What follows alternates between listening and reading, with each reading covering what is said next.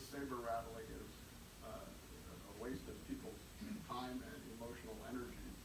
We need to get back to the exact kind of talks that led us to the original efforts to eliminate the Yongbyon nuclear power plant that also worked in Iran. And for all of Trump's original statements, I'm going to recognize Taiwan, the Chinese said, no, you're not.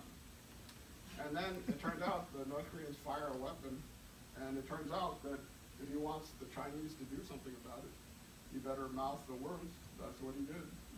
Now we move back to the same old policy, and through a combination of U.S. cyber response and Chinese leaning very heavily on Kim Jong-un, they didn't fire a nuclear weapon at their parade day the other day. So we're living through a slow-motion Cuban Missile Crisis, as they call it. It's a very uncomfortable period. Now we find out that the U.S. Armada was sailing in the opposite direction. But guess what? Are we going to terminate these deals? Yesterday or 2 days ago, Tillerson certified that the nuclear deal is working. He certified that to Congress. So then why are you getting rid of it? Now they announced a review. Again, this is a box-checking exercise. But, you know, there were 5 other parties. They're not going to disengage. We don't have any leverage to renegotiate. The Israelis have lost confidence in any other way to go. You don't hear them agitating for it. The leading Republicans have dropped off this effort. Many of the people in the Trump administration will say, look, we're going to have this review, but we'll end up at the same place.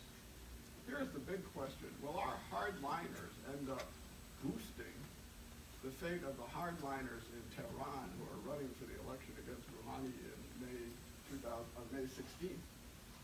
It's really stupid to strengthen their hand by this kind of saber rattling, or we'll get someone in Iran we can't deal with. Which is why I thought they would be smart enough to put it off, but they're not. But I don't think you're going to see a termination. The theme is starting to emerge. How about the Russian hack? We have a stalled House Intelligence investigation. Nunes is now off. We have a new chair, Conaway. The Senate moving forward on a joint investigation. We learned with amazement from Jim Comey that the FBI was investigating this since July 2016.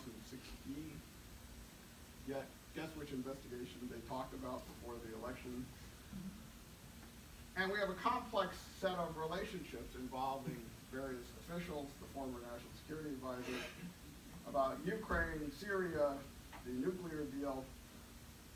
Russia is driven by its desire to get sanctions lifted, and we heard this amazing story today that ExxonMobil is talking about getting a waiver of sanctions for the Black Sea drilling. More in a moment. Rumors, Macron said that his own party in France is now being hacked by the Russians. Will the Germans be hacked?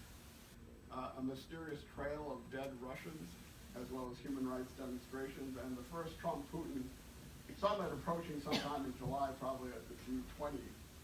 The legal questions are pretty clear. The hack violated domestic law. We'll see whether there are any prosecutions. Under international law, President Obama proposed a set of responses. He persona non grata, a bunch of people closed embassies, etc.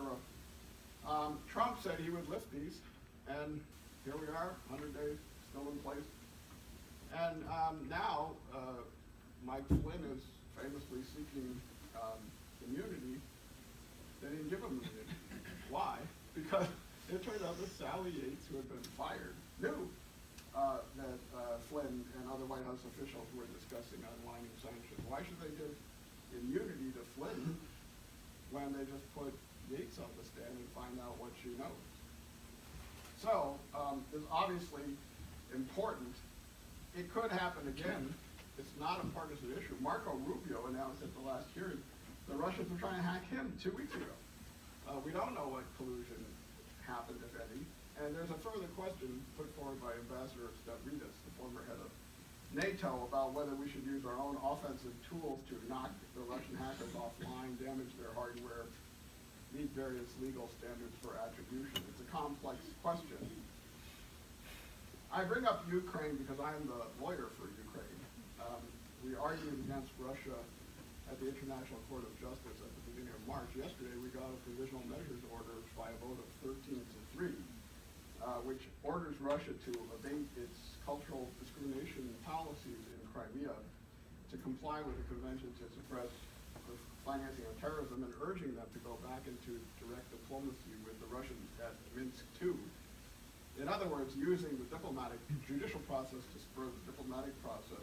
Meanwhile, we also have a case going under the Law of the Sea Treaty about the theft of oil from the Black Sea, even while ExxonMobil is trying to get its own waiver for that purpose. What about counterterrorism? President Obama said there is no global war on terror.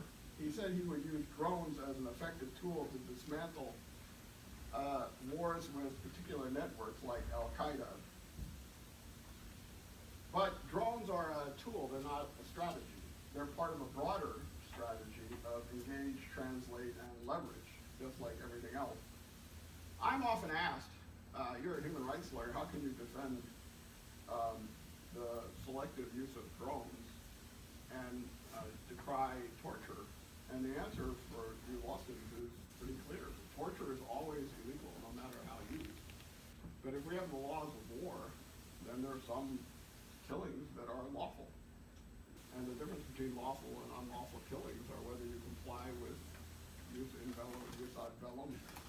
And if you go into the government, you may not like it, but your job is to draw those lines. So the next time you hear a presidential candidate say, take the lawyers off the back of the generals, no. No.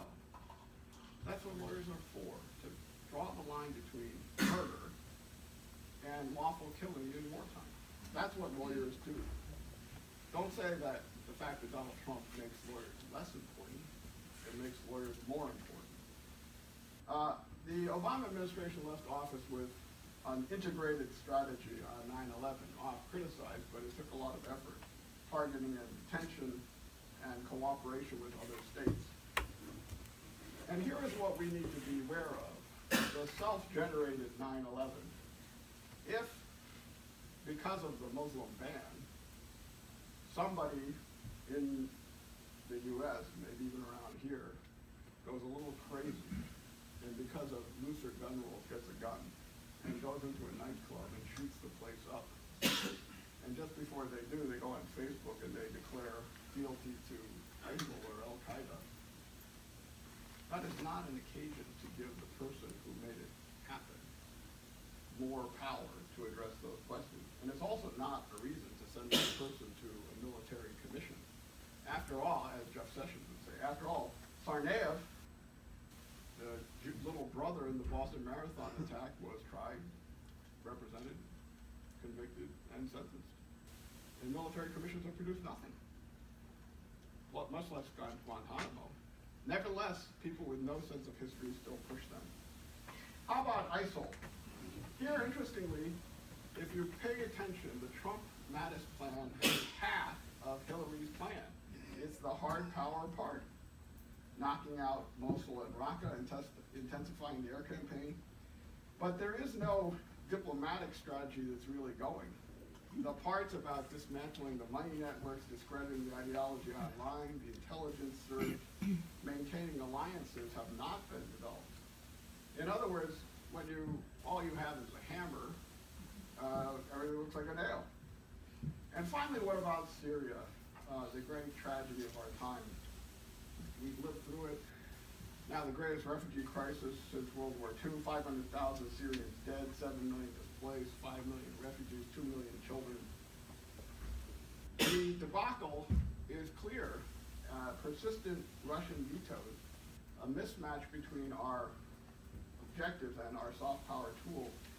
We don't have a credible threat of lawful force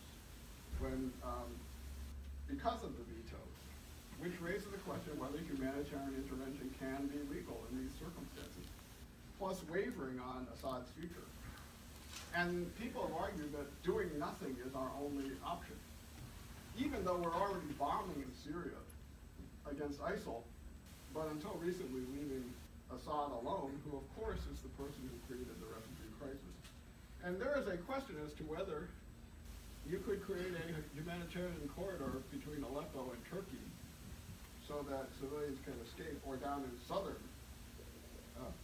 Syria near Damascus. And the point is not that you would use force to take over the country, but that you would use force to motivate diplomacy. That was the approach that my late colleague Richard Holbrooke argued. He said diplomacy backed by force works better than just diplomacy. It was diplomacy that got people to Dayton, that achieved the ceasefire, where you can oust a dictator, protect refugees, and promote accountability. And finally, although Clinton, Kaine, and Pence were already there, Trump has finally arrived at the point where he says we should do more in Syria. So after being the ally, he's moved back. But a one-day strike of tomahawks is not a policy. It's time for diplomacy, which means that it should be for the Secretary of State to say to the Russians and to the Syrians, we're intending to create a humanitarian corridor. We do not believe the Russians should enter. And by the way, we want to point out that you've been complicit in the use of chemical weapons and the hiding of chemical weapons and the evasion of dozens of treaties. And we would suggest that the Russians not veto the next one, so that we don't call you out on this. And stop accusing us of aggression when you were the ones who committed aggression in Ukraine. Trump does have a way forward if he chooses to exercise it in Syria, work on root causes, create a no-fly zone, manage refugee flows by diplomacy, tap the assets, and pursue accountability. There's a window of opportunity if they are competent enough to exploit it. Finally, and in closing, what is at stake? In my lifetime, we live with Kantian global governance. Not world government, but what Immanuel Kant called a law-governed society among free sovereign states explicating shared moral commitments to the rule of law and human rights. What Trump seems to have in mind instead is spheres of influence. I'll tell his people, get his people under control. If they violate human rights, that's okay by me. And I don't care much about human rights here either. But to do that, breaking up, as Neil Sedaka used to say, is hard to do. We are enmeshed in many regimes. Exit is not immediate or easy. It will be contested, not unchallenged. People want what's in these regimes, whether it's clean energy or a nuclear-free Iran without a war. Underperforming from inside is curable down the road. And at the end of the day, none of this is really part of Trump's agenda. And so if they're difficult, he might move on. So will he trump international law? Will he change the process, or will it change him? Will his coalition solidify or crumble? Will he build on this capital for the issues that he really cares about? What's the scorecard? Gorsuch confirmed. This is like Saturday Night Live. Executive orders?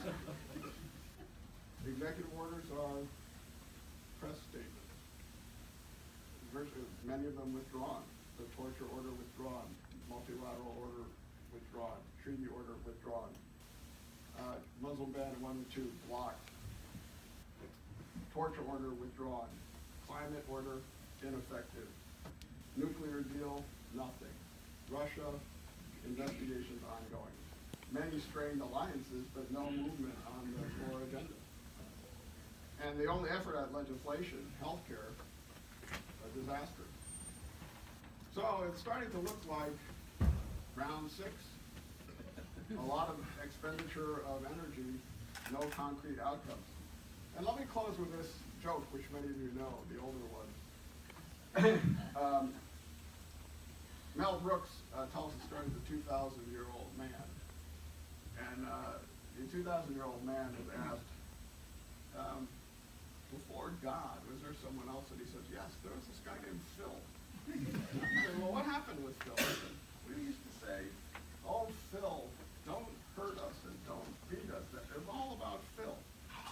And then one day, lightning came out of the sky and struck him dead. And we said, there's something bigger than Phil.